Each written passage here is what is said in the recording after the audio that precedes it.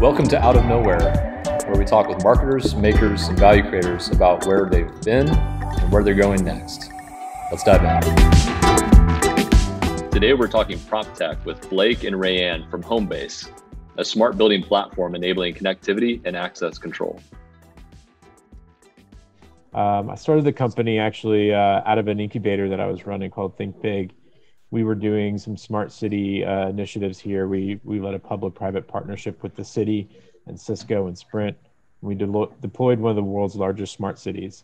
So it's a public Wi-Fi network that's along the streetcar in our downtown here in Kansas City, Missouri, and it's along a 2.2 mile stretch where we deployed this Wi-Fi along with smart streetlights, digital kiosks, smart sensors, and a whole host of other solutions that we opened up as an incubator for innovators to build things on top of. So people built things like security camera, eyesight on people parking over the white line that might have blocked the streetcar, and those sorts of solutions. And that kind of initial experience in being able to work closely with the city, being able to work closely with innovators like Cisco and Sprint at the time, to develop this kind of smart city infrastructure, what we kept referring to as turning the city into kind of an iPhone, if you will, that had sensors that collected data and connectivity, all with infrastructure that created ways to create new experiences. That was kind of the original genesis of where we came up with Homebase. So I had some friends that were developing apartments that were specifically transit oriented. So building along the streetcar and looking at ways to make those buildings smarter, more efficient, more sustainable, while also being able to create really great new kind of future forward experiences for the residents. And that led to kind of the genesis of Homebase. And I'll kind of stop there and let Rayanne take over, because once I kind of brought her into this, she's helped kind of create it from there. Yeah, I mean, it's interesting because, you look back and you never could have planned how things came together so beautifully. But I was at Think Big working for a different startup called Planet Reuse, which was focused on reducing construction materials from landfills. And we worked with Habitat for Humanity, Restores, to create an online store for reclaimed building materials. So I, at the time, was working on my MBA, focused on sustainability and social enterprise, focused on, smart cities and sustainable cities from my own perspectives. And we actually, Blake and I, overlapped at Think Big, but didn't connect in a deep professional way at that time. But then I moved to New York, came back, reached out to him to get a contact for a job prospect. And he said, sure, I'll connect you, but could I talk to you first? So that's how I came to join Homebase, and a lot of the things that I was personally passionate about with sustainability really started to come together with what we can do with smart buildings and smart communities, not just here in Kansas City, but really scaling that nationwide. I think that's what's so fascinating about the prop tech category, is that a lot of the innovation is borderline climate tech. I think when we talk about climate tech, we think about energy. We don't think about construction or residential as much. Can you guys kind of dive into that a little bit more? Because I think a lot of people will be surprised to hear what you guys do on that front. Yeah, I mean, that's one of the things I really learned is you have to appeal to that consumer, the person that's going to purchase that. It's got to be about convenience. It's got to be about saving money. It's got to be about seeing how your activity compares to your neighbor. All of these motivating behaviors around sustainability and climate, protection or advancements, it has to be personal. So us starting in the home with these IoT devices that really make life more convenient, more secure, have benefit to the individual user. That's the only way we're going to get to that scale, right? Is if every individual sees that benefit and that collective benefit builds on each other. So it's very simple, from thermostats to water sensors to getting your groceries delivered. All of that's convenient, and all of it has a sustainable impact on a larger scale. Blake, when you were in the early versions of your product, what was the conversations like with your B2B customers, the property owners, that category? Were they hungry for it? Were they resistant to it? What were those conversations like?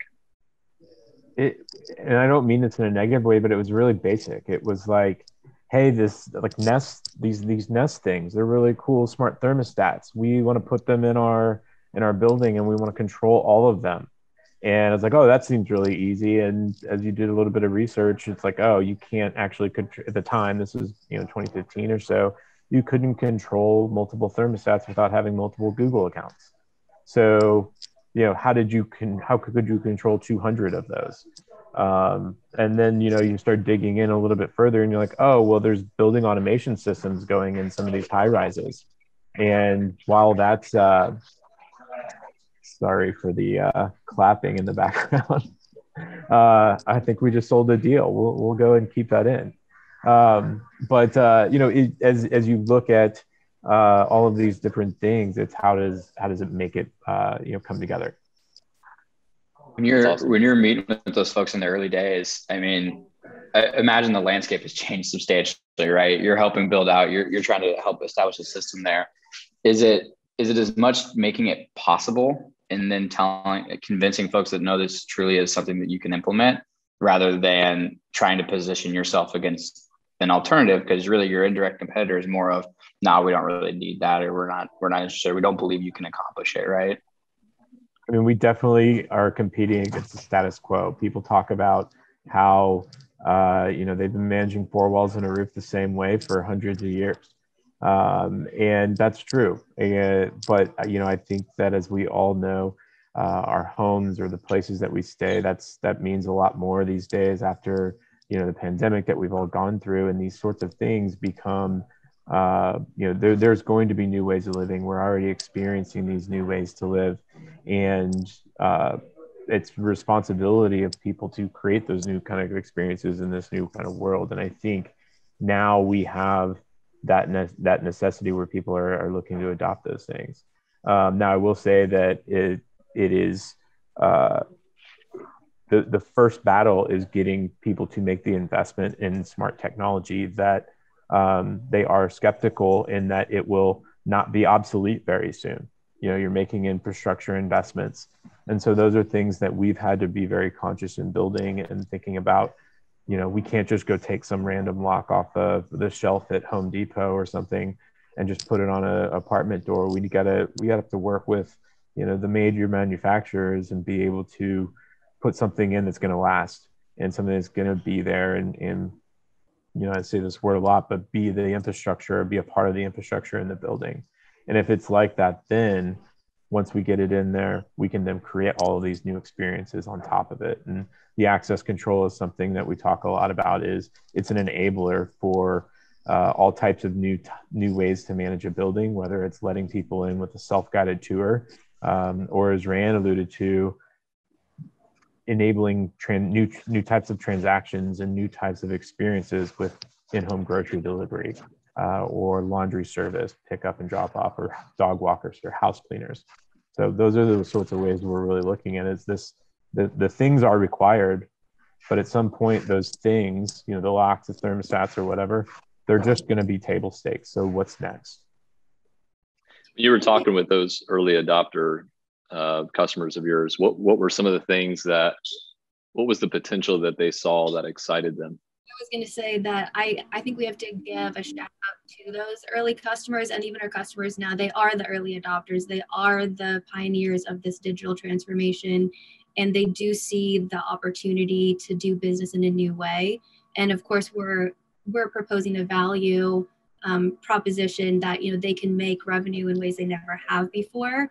And so there is that carrot there, but they're still taking risk. They still understand that they're the leaders in this digital transformation. So, but to that point, it's really, you know, putting that Wi-Fi network into a building and allowing that property manager to have a new revenue stream they never had before, offer a new service, and create a new level of amenity and resident experience, having access to specific spaces in your building, getting guest access to those spaces, having those deliveries into the unit. All of that is appealing to a property manager, of course. I think the basic, you know, having a smart thermostat, having the smart light switch and the lock, that's all a little bit, you know, granite countertop at this point. If you're in a Class A property, you expect that. But Homebase is about, what does that unlock for you? What experience does that allow for you and your resident? What convenience or safety or security does that allow? And that's what I think people now, after they've jumped on the train of early adopter, okay, I'm going to put smart thermostats and light switches and locks and tie it all together. Now they're really seeing that value proposition come to fruition, where they're making $4,000 or $5,000 a month that they weren't making before because they can sell Wi-Fi. I'm assuming you guys probably make this comparison, or you've talked about it internally, but to an outsider, to me, this just sounds obvious. I mean, we look at the automotive industry, and you know, they say we're basically to the point where it's a computer on wheels, and that's what we care about is the technology in the car. And it's the same thing with yours. It's technology with bricks around it, and I think that's what the expectation of residents is going to be. So there's going to be this big conversion process into that, and you guys are going to be one of these players that's leading the charge on it. We definitely think so. It's an exciting time. I think what's really cool though is to see the types of companies that are coming out of like Kansas City and our region that are developing all of these types of technologies that are on the forefront of kind of this next wave of the internet. It's cool to be a part of it. It's cool to be a part of that kind of early trend and kind of that 6-year overnight success story sort of thing, where all of a sudden we have this like lightning in a bottle moment where the market wants it now too. Everything that we've been building and saying that was going to come true, all of a sudden has accelerated 10x in the last year and a half. We talked to a lot of folks that it tends to be that moment. It seems that lightning in a bottle moment tends to be like right around year 3, where it's like we're fighting just to prove that we've got a market fit, and then it clicks, and then now we're in a totally different growth mode. Is that similar to what you all experienced? And when that kind of shifts where, oh, the market now realizes this is a potential, now you have a whole suite of new problems. You're no longer worried about positioning this as a benefit, but now it's about staffing up and growing and matching the demand. Is that a similar story for you all? I mean, the staffing up and doing all that is where Rand's just taking all the reins and running with, and we've literally doubled our team in the last 45 days as we're sitting here. But it was definitely a little bit longer than 3 years. But I would say that over the last couple of years, it's definitely been turning a corner, and it's exciting to be like category creating. And we have got some really great competitors in the market that are building similar but different things, but it's all creating a category, and it's something that's exciting to be a part of, because we are really truly really all of us creating a new future, as kind of hokey as that sounds sometimes to actually say it out loud.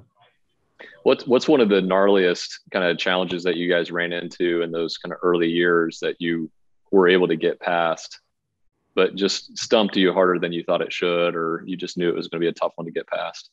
You know, when I came on, tying in the Schlage locks and really integrating everything was still in process. And so I was one of those people that spent a lot of cold nights in the hallways of apartment buildings, testing locks, onboarding locks, making sure the app worked, being frustrated when it didn't, working with developers.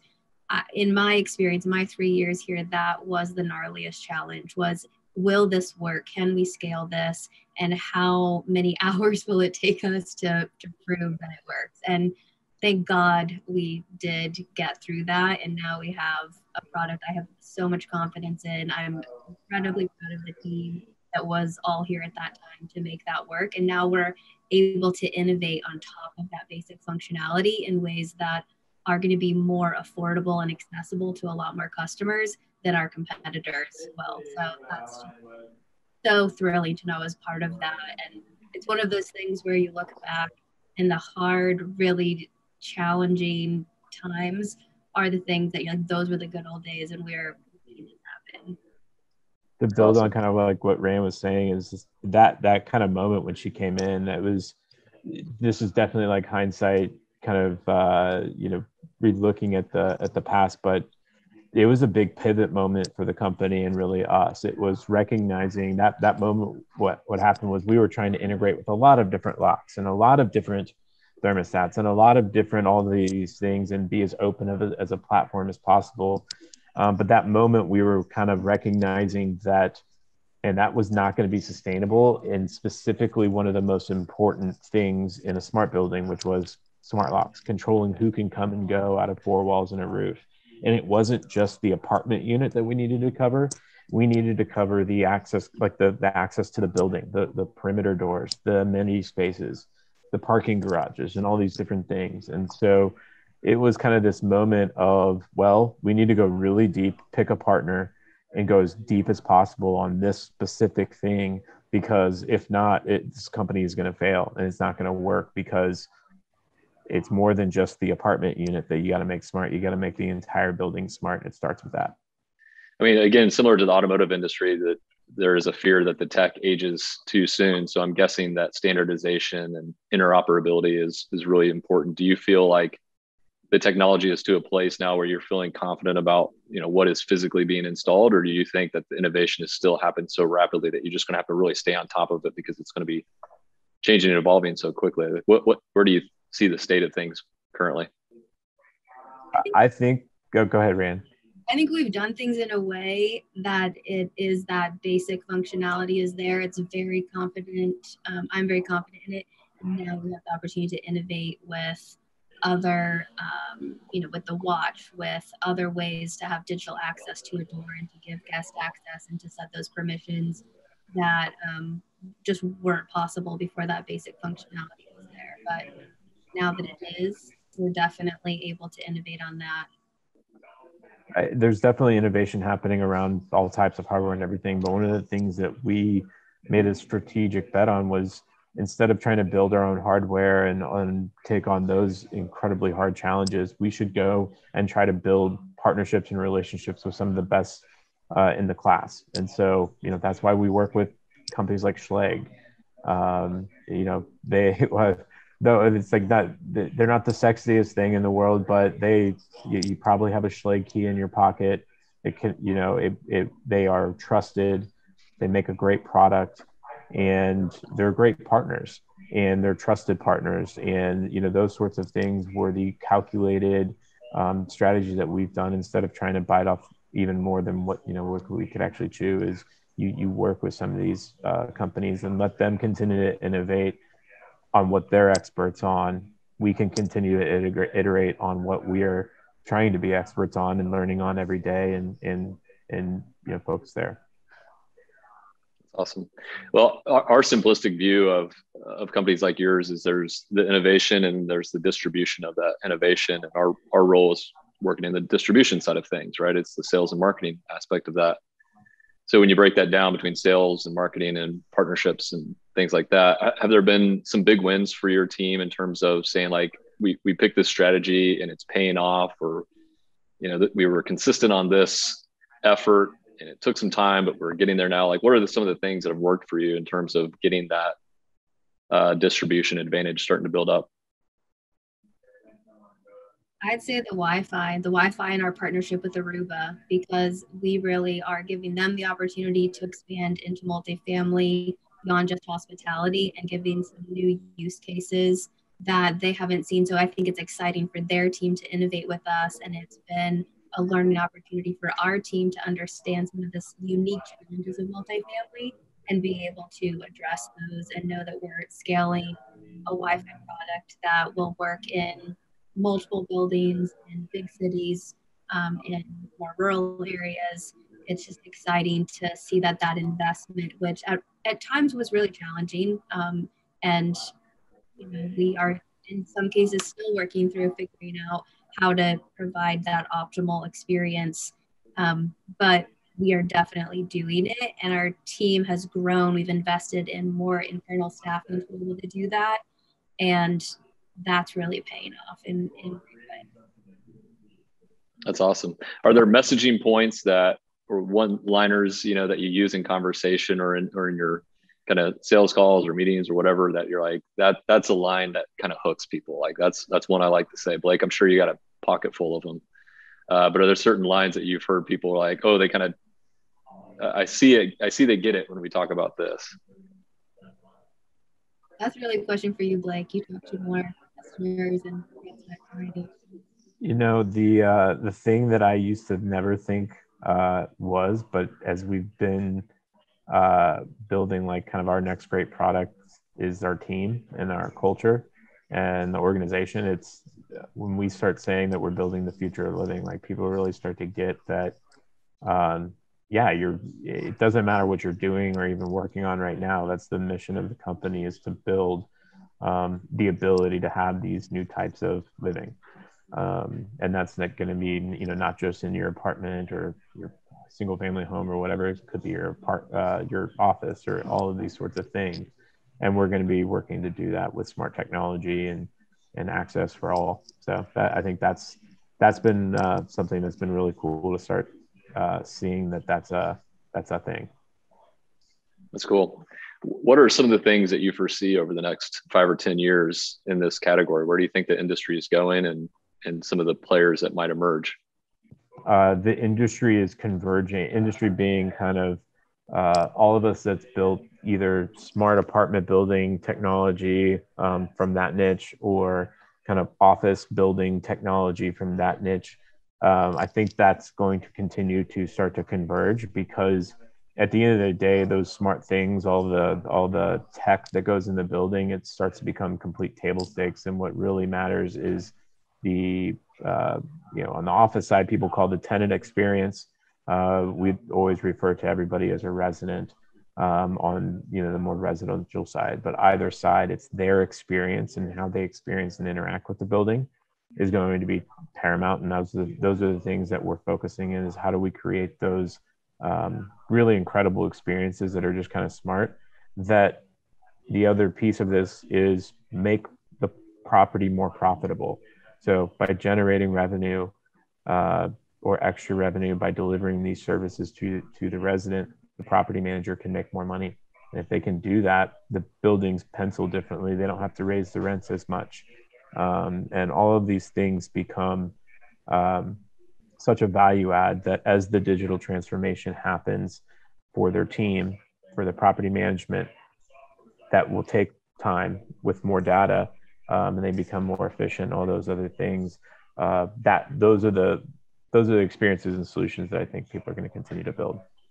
I think your answer to our questions on kind of like a competitive space says a lot about where this is going, and that it must feel very much like in the early days, because you said we've got some really great competitors, which shows that you've mentioned in the beginning, we're fighting the status quo. When you see and you think about competitors, more established industries, think of it as how can I get their slice of the pie over to my pie, versus what you're seeing is this pie is pretty small, and the opportunity is becoming the status quo as a category versus trying to vie against competition. Is that a fair assessment? The bigger that my competitors become, the bigger we can become. It's the parallels I think of too is when you talk about building out, the possibilities are unlimited if you think about it. But when go back to some of those early days, you're talking about building out like public access and public Wi-Fi pieces and ways you can allow folks to build on top of that. Are there areas there that you didn't anticipate it being used for or integrated with that kind of caught you by surprise? No, completely. I mean, and when I say like big, it's not just big for the sake of being big, right? It's what we are all able to then continue to do and innovate with, right? And create. And so, yeah, I mean, everything that we're doing today, every building that we make smart, which is the building blocks of what we're trying to do a really big vision of making cities smart. Every building that we make smart starts to chip away at becoming that. I always refer to kind of every building as a node on the network in the city. And so in kind of doing all of the smart city stuff that I did before we started Homebase, I recognize that we can actually create a smart city by going and creating all these buildings, making them smarter, which is where we spend over 80 or 90% of our time. And that inherently then will make cities smart. And so those are the sorts of things that now we're starting to see as we grow, as we solve more problems, we're seeing more opportunities that, maybe buildings become part of micro data centers in cities. Maybe buildings become part of servicing larger 5G networks. And those are the sorts of things now we're starting to work on and develop and deploy. And that just adds to a lot of other things that can become created. Justin, back to about the next 5 to 10 years, Blake obviously has the technological and the smart connection viewpoints, which I share as the foundation. And I think where I kind of go to a deeper level of detail is, what does this mean for the individuals in those buildings? If you have a parent that's aging in place, do they have the same person delivering their groceries or their prescriptions every week? And that might be the only person they really see that week. And so what does that mean when we're thinking about the future of human connection? So the technology is enabling the human connection that we all are really needing to expand upon as we create the future of living. So how do we enable those human connections? And then the future of work. Here, my goal is not just to innovate with the product, but to innovate with culture and the organization and the way we work. And how can we expand that across our buildings and our communities with co-working spaces? And what does that mean to connect with people you work with? What does it mean for freedom, for how you work and where you work, and how you can access amenities, the gym, a kitchen, services when you travel for work or when you work remotely? So it's obviously about the technology, but what does that enable for us on a human connection, the future of connection, the future of work, and how we build the infrastructure of those cities? That's where I really get excited about what this technology is going to enable us to do. Yeah, that's really exciting. So we're talking a lot about your primary focus, which is multi-tenant residential. Do you see hospitality or commercial or transportation advancing to the point where this starts to tie together? Like, where do you see I'm sure some of those are going to lag behind and then others might jump ahead. Do you have any predictions on where the opportunities are, or who's going to maybe be more pioneering in that front? I mean, I think a lot of this starts to converge, and a lot of this through whether it's APIs or partnerships. At the fundamental thing of what we're doing is we're providing access to buildings, access to wherever. And, that's really proving identity. And so I think a lot of the stuff that we're doing, whether it's at a building level or at a local level to, extending through your city or even into your state, it's providing trusted access to who you are, and being able to, prove that instantly, and then being able to get you access instantly to something based off of that. So all of those sorts of things that you outline, whether it's mobility or gaining access to an arena or a co-working space or whatever it might be, get that instantly with one click, because you can do that in a trusted way. That's great. Well, just to wrap up, this has been a great conversation. I'm curious, do you have sort of a milestone or a metric off in the distance that your team is looking at and say, oh, we got to get to that point, or that's when we know we've hit success? Is there something off in the horizon that you guys are looking at that's really pushing the team forward?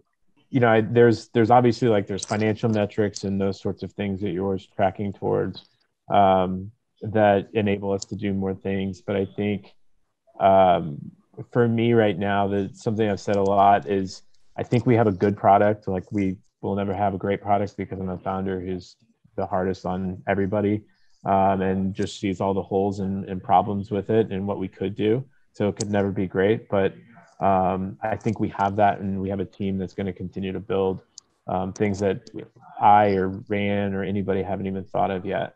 But the thing that excites me and kind of the next milestones is building the next generation, or kind of the next product.